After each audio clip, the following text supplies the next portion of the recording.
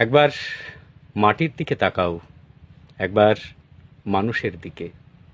এখনো রাত শেষ হয়নি, অন্ধকার এখনো তোমার বুকের ওপর কঠিন পাথরের মতো। তুমি নিঃশ্বাস নিতে পারছো না।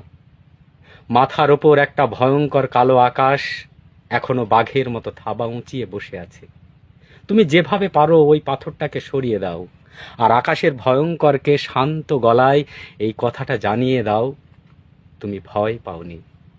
মাটি তো আগুনের মতো হবেই যদি তুমি ফসল ফলাতে না জানো। যদি তুমি বৃষ্টি আনার মন্ত্র ভুলে যাও, তোমার স্বদেশ তাহলে মরুভূমি।